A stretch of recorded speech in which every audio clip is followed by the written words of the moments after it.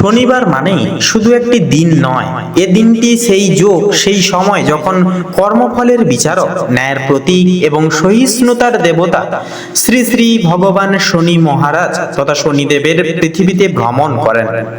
যারা তাকে সত্য অন্তর দিয়ে স্মরণ করেন, তার ক্রোধ নয়, তারা জীবনে লাভ করেন শনি মহারাজের আশীর্বাদ, ন্যায়, কর্মফল ও মুক্তির আলো। জয় শ্রীকৃষ্ণ, রাধে রাধে। নমস্কার প্রিয় দর্শক বন্ধুগণ, রুদ্রবাণী চ্যানেলের আরো একটি নতুন আধ্যাত্মিক মূলক মন্ত্রের পর্বে আপনাদের সবাইকে স্বাগতম জানাই, অন্তর থেকে ভালোবাসা এবং অভিনন্দন জানাই। আশা করছি আপনারা সকলে মূলত ভালো আছেন এবং সুস্থ আছেন।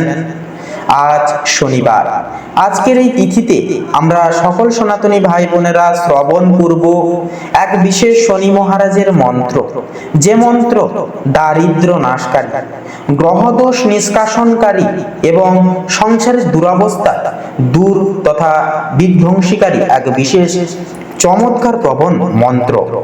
যে মন্ত্র শুধুমাত্র সময় অনুসারে ধ্যান করে একান্তই কিন্তু জপ করা যায় বা জপ করা হয়। তো বন্ধুগণ, আজকে এই বিরল যোগ অর্থাৎ আজকের এই শনিবারের মহাতিথি একান্তই কাজে লাগান, এই সময়কালটিকে অতিবাহিত করবেন না।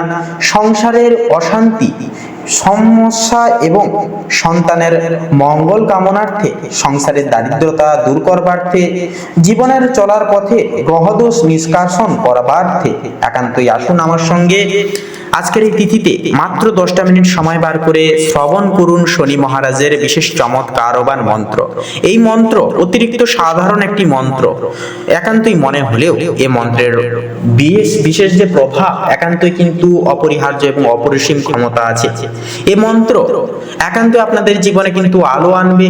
শনি মহারাজের কৃপা এই মন্ত্রের মাধ্যমে কিন্তু আপনারা পেতে পারবেন। তাই বিশ্বাস রাখুন, কারণ বন্ধুরা, বিশ্বাস না থাকলে কিন্তু কোনো কিছুই সম্ভব নয়। বিশ্বাসে মিলায় বস্তু, তর্কে বহুদূর। তাই অবশ্যই বিশ্বাস রাখুন শনি মহারাজের উপর, কর্মফল দাতার উপর, এবং শতকোটি প্রণাম নিবেদন জানিয়ে আসুন আজকের এই পবিত্রবান তিথিতে আমরা সকলে মিলে শরণাপন্ন হই শ্রী শ্রী শনি মহারাজের চরণে শতকোটি প্রণাম নিবেদন জানাই। তো বন্ধুগণ, আমাদের এই রুদ্রবাণী চ্যানেলে নতুন হয়ে থাকলে অবশ্যই আমাদের এই চ্যানেলটিকে সাবস্ক্রাইব করে আমাদের পাশে অবশ্যই সবসময় সতর্ক আপনারা থাকবেন। ভিডিওটি আপন বন্ধু বান্ধবদের সাথে শেয়ার করে অবশ্যই কমেন্টে লিখে যাবেন জয় শনিদেবের জয়, অবশ্যই লিখে যাবেন। ভিডিওটি আপন বন্ধু বান্ধবদের সাথে শেয়ার করবেন এবং একটি লাইক দিয়ে যাবেন। ওম নমো ভগবতে বাসুদেবায়, জয় শ্রীকৃষ্ণ, রাধে রাধে। ওম নীলাঞ্জন সমাভাসম রবিপুত্রম যমাগ্রজম ছায়ামার্তণ্ড সম্ভুতং তম নমামি শনৈশ্চরম। ওম নীলাঞ্জন সমাভাসম রবিপুত্রম যমাগ্রজম ছায়ামার্তণ্ড সম্ভুতং তম নমামি শনৈশ্চরম। ওম নীলাঞ্জন সমাভাসম রবিপুত্রম যমাগ্রজম ছায়ামার্তণ্ড সম্ভুতং তম নমামি শনৈশ্চরম। ওম নীলাঞ্জন সমাভাসম রবিপুত্রম যমাগ্রজম ছায়ামার্তণ্ড সম্ভুতং তম নমামি শনৈশ্চরম। ওম নীলাঞ্জন সমাভাসম রবিপুত্রম যমাগ্রজম ছায়ামার্তণ্ড সম্ভুতং তম নমামি শনৈশ্চরম। ওম নীলাঞ্জন সমাভাসম রবিপুত্রম যমাগ্রজম ছায়ামার্তণ্ড সম্ভুতং তম নমামি শনৈশ্চরম। ওম নীলাঞ্জন সমাভাসম রবিপুত্রম যমাগ্রজম ছায়ামার্তণ্ড সম্ভুতং তম নমামি শনৈশ্চরম। ওম नीलाञ्जनशमाभासं रविपुत्रं यमाग्रजं छायामार्तण्डसम्भूतं तं नमामि शनैश्चरम्। ॐ नीलाञ्जनशमाभासं रविपुत्रं यमाग्रजं छायामार्तण्डसम्भूतं तं नमामि शनैश्चरम्। ॐ नीलाञ्जनशमाभासं रविपुत्रं यमाग्रजं छायामार्तण्डसम्भूतं तं नमामि शनैश्चरम्। ॐ नीलाञ्जनशमाभासं रविपुत्रं यमाग्रजं छायामार्तण्डसम्भूतं तं नमामि शनैश्चरम्। ॐ नीलाञ्जनशमाभासं रविपुत्रं यमाग्रजं छायामार्तण्डसम्भूतं तं नमामि शनैश्चरम्। ॐ नीलाञ्जनशमाभासं रविपुत्रं यमाग्रजं छायामार्तण्डसम्भूतं तं नमामि शनैश्चरम्। ॐ नीलाञ्जनशमाभासं रविपुत्रं यमाग्रजं छायामार्तण्डसम्भूतं तं नमामि शनैश्चरम्। ॐ नीलाञ्जनशमाभासं रविपुत्रं यमाग्रजं छायामार्तण्डसम्भूतं तं नमामि शनैश्चरम्। ॐ नीलाञ्जनशमाभासं रविपुत्रं यमाग्रजं छायामार्तण्डसम्भूतं तं नमामि शनैश्चरम्। ॐ नीलाञ्जनशमाभासं रविपुत्रं यमाग्रजं छायामार्तण्डसम्भूतं तं नमामि शनैश्चरम्। ॐ नीलाञ्जनशमाभासं रविपुत्रं यमाग्रजं छायामार्तण्डसम्भूतं तं नमामि शनैश्चरम्। ॐ नीलाञ्जनशमाभासं रविपुत्रं यमाग्रजं छायामार्तण्डसम्भूतं तं नमामि शनैश्चरम्।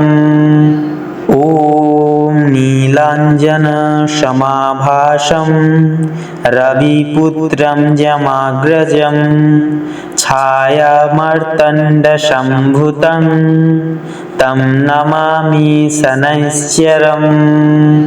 ॐ नीलाञ्जनशमाभासं रविपुत्रं यमाग्रजं छायामार्तण्डसम्भूतं तं नमामि शनैश्चरम्। ॐ नीलाञ्जनशमाभासं रविपुत्रं यमाग्रजं छायामार्तण्डसम्भूतं तं नमामि शनैश्चरम्। ॐ नीलाञ्जनशमाभासं रविपुत्रं यमाग्रजं छायामार्तण्डसम्भूतं तं नमामि शनैश्चरम्। ॐ नीलाञ्जनशमाभासं रविपुत्रं यमाग्रजं छायामार्तण्डसम्भूतं तं नमामि शनैश्चरम्। ॐ नीलाञ्जनसमाभासं रविपुत्रं यमाग्रजं छायामार्तण्डसम्भूतं तं नमामि शनैश्चरम्। ॐ नीलाञ्जनसमाभासं रविपुत्रं यमाग्रजं छायामार्तण्डसम्भूतं तं नमामि शनैश्चरम्। ॐ नीलाञ्जनसमाभासं रविपुत्रं यमाग्रजं छायामार्तण्डसम्भूतं तं नमामि शनैश्चरम्। ॐ नीलाञ्जनसमाभासं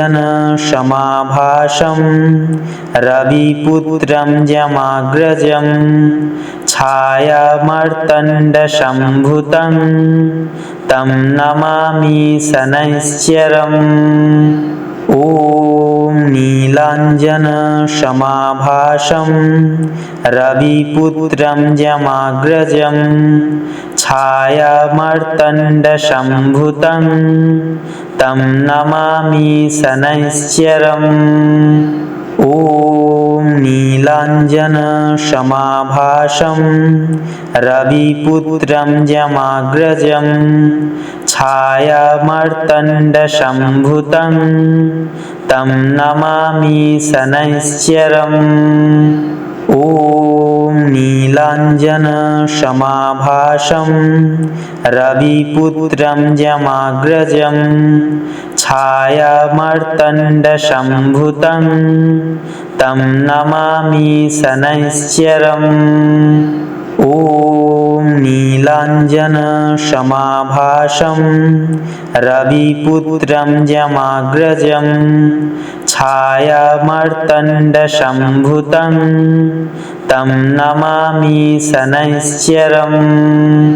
ॐ नीलाञ्जनसमाभासं रविपुत्रं यमाग्रजं छायामार्तण्डसम्भूतं तं नमामि शनैश्चरम्।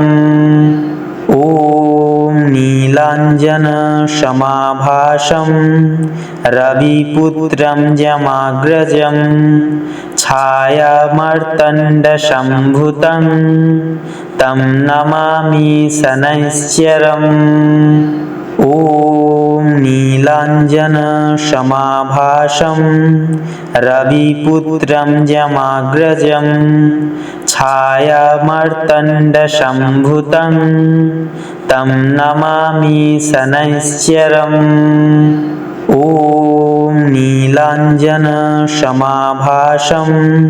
रविपुत्रं यमाग्रजं छायामार्तण्डसम्भूतं तं नमामि शनैश्चरम्। ॐ नीलाञ्जनसमाभासं रविपुत्रं यमाग्रजं छायामार्तण्डसम्भूतं तं नमामि शनैश्चरम्। ॐ नीलाञ्जनसमाभासं रविपुत्रं यमाग्रजं छायामार्तण्डसम्भूतं तं नमामि शनैश्चरम्। ॐ नीलाञ्जनसमाभासं रविपुत्रं यमाग्रजं छायामार्तण्डसम्भूतं तं नमामि शनैश्चरम्।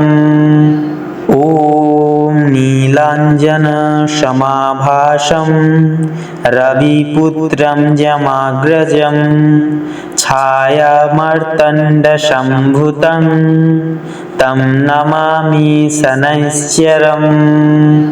ॐ नीलाञ्जनसमाभासं रविपुत्रं यमाग्रजं छायामार्तण्डसम्भूतं तं नमामि शनैश्चरम्। ॐ नीलाञ्जनशमाभासं रविपुत्रं यमाग्रजं छायामार्तण्डसम्भूतं तं नमामि शनैश्चरम्। ॐ नीलाञ्जनशमाभासं रविपुत्रं यमाग्रजं छायामार्तण्डसम्भूतं तं नमामि शनैश्चरम्। ॐ नीलाञ्जनशमाभासं रविपुत्रं यमाग्रजं छायामार्तण्डसम्भूतं तं नमामि शनैश्चरम्। ॐ नीलाञ्जनशमाभासं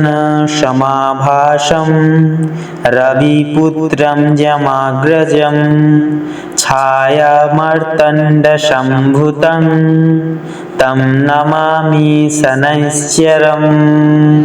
ॐ नीलाञ्जनशमाभासं रविपुत्रं यमाग्रजं छायामार्तण्डसम्भूतं तं नमामि शनैश्चरम्। ॐ नीलाञ्जनशमाभासं रविपुत्रं यमाग्रजं छायामार्तण्डसम्भूतं तं नमामि शनैश्चरम्। ॐ नीलाञ्जनशमाभासं रविपुत्रं यमाग्रजं छायामार्तण्डसम्भूतं तं नमामि शनैश्चरम्। ॐ नीलाञ्जनशमाभासं रविपुत्रं यमाग्रजं छायामार्तण्डसम्भूतं तं नमामि शनैश्चरम्। ॐ नीलाञ्जनशमाभासं रविपुत्रं यमाग्रजं छायामार्तण्डसम्भूतं तं नमामि शनैश्चरम्। ॐ नीलाञ्जनशमाभासं रविपुत्रं यमाग्रजं छायामार्तण्डसम्भूतं तं नमामि शनैश्चरम्। ॐ नीलाञ्जनशमाभासं रविपुत्रं यमाग्रजं छायामार्तण्डसम्भूतं तं नमामि शनैश्चरम्। ॐ नीलाञ्जनशमाभासं रविपुत्रं यमाग्रजं छायामार्तण्डसम्भूतं तं नमामि शनैश्चरम्। ॐ नीलाञ्जनशमाभासं रविपुत्रं यमाग्रजं छायामार्तण्डसम्भूतं तं नमामि शनैश्चरम्। ॐ नीलाञ्जनशमाभासं रविपुत्रं यमाग्रजं छायामार्तण्डसम्भूतं तं नमामि शनैश्चरम्। ॐ नीलाञ्जनशमाभासं रविपुत्रं यमाग्रजं छायामार्तण्डसम्भूतं तं नमामि शनैश्चरम्। ॐ नीलाञ्जनशमाभासं रविपुत्रं यमाग्रजं छायामार्तण्डसम्भूतं तं नमामि शनैश्चरम्। ॐ नीलाञ्जनशमाभासं रविपुत्रं यमाग्रजं छायामार्तण्डसम्भूतं तं नमामि शनैश्चरम्। ॐ नीलाञ्जनशमाभासं रविपुत्रं यमाग्रजं छायामार्तण्डसम्भूतं तं नमामि शनैश्चरम्। ॐ नीलाञ्जनशमाभासं रविपुत्रं यमाग्रजं छायामार्तण्डसम्भूतं तं नमामि शनैश्चरम्। ॐ नीलाञ्जनशमाभासं रविपुत्रं यमाग्रजं छायामार्तण्डसम्भूतं तं नमामि शनैश्चरम्। ॐ नीलाञ्जनशमाभासं रविपुत्रं यमाग्रजं छायामार्तण्डसम्भूतं तं नमामि शनैश्चरम्। ॐ नीलाञ्जनशमाभासं रविपुत्रं यमाग्रजं छायामार्तण्डसम्भूतं तं नमामि शनैश्चरम्। ॐ नीलाञ्जनशमाभासं रविपुत्रं यमाग्रजं छायामार्तण्डसम्भूतं तं नमामि शनैश्चरम्। ॐ नीलाञ्जनशमाभासं रविपुत्रं यमाग्रजं छायामार्तण्डसम्भूतं तं नमामि शनैश्चरम्। ॐ नीलाञ्जनशमाभासं रविपुत्रं यमाग्रजं छायामार्तण्डसम्भूतं तं नमामि शनैश्चरम्। ॐ नीलाञ्जनशमाभासं रविपुत्रं यमाग्रजं छायामार्तण्डसम्भूतं तं नमामि शनैश्चरम्। ॐ नीलाञ्जनशमाभासं रविपुत्रं यमाग्रजं छायामार्तण्डसम्भूतं तं नमामि शनैश्चरम्। ॐ नीलाञ्जनशमाभासं रविपुत्रं यमाग्रजं छायामार्तण्डसम्भूतं तं नमामि शनैश्चरम्। ॐ नीलाञ्जनशमाभासं रविपुत्रं यमाग्रजं छायामार्तण्डसम्भूतं तं नमामि शनैश्चरम्। ॐ नीलाञ्जनशमाभासं रविपुत्रं यमाग्रजं छायामार्तण्डसम्भूतं तं नमामि शनैश्चरम्। ॐ नीलाञ्जनशमाभासं रविपुत्रं यमाग्रजं छायामार्तण्डसम्भूतं तं नमामि शनैश्चरम्। ॐ नीलाञ्जनशमाभासं रविपुत्रं यमाग्रजं छायामार्तण्डसम्भूतं तं नमामि शनैश्चरम्। ॐ नीलाञ्जनशमाभासं रविपुत्रं यमाग्रजं छायामार्तण्डसम्भूतं तं नमामि शनैश्चरम्। ॐ नीलाञ्जनशमाभासं रविपुत्रं यमाग्रजं छायामार्तण्डसम्भूतं तं नमामि शनैश्चरम्। ॐ नीलाञ्जनसमाभासं रविपुत्रं यमाग्रजं छायामार्तण्डसम्भूतं तं नमामि शनैश्चरम्। ॐ नीलाञ्जनसमाभासं रविपुत्रं यमाग्रजं छायामार्तण्डसम्भूतं तं नमामि शनैश्चरम्। ॐ नीलाञ्जनसमाभासं रविपुत्रं यमाग्रजं छायामार्तण्डसम्भूतं तं नमामि शनैश्चरम्।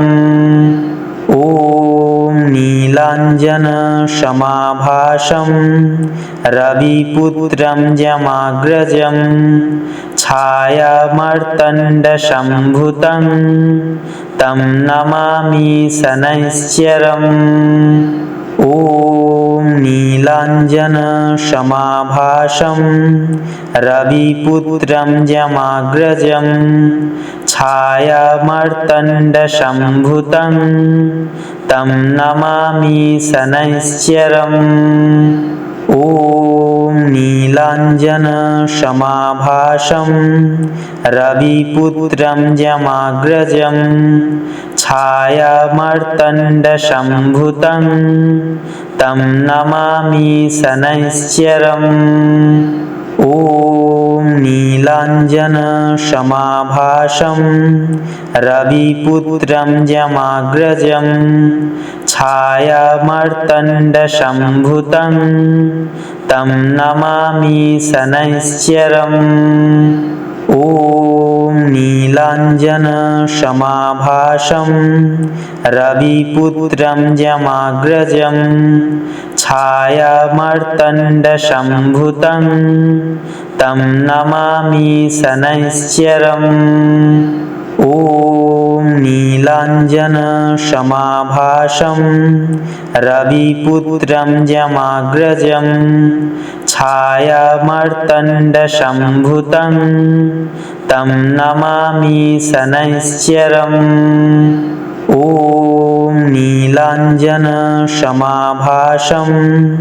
रविपुत्रं यमाग्रजं छायामार्तण्डसम्भूतं तं नमामि शनैश्चरम्। ॐ नीलाञ्जनसमाभासं रविपुत्रं यमाग्रजं छायामार्तण्डसम्भूतं तं नमामि शनैश्चरम्।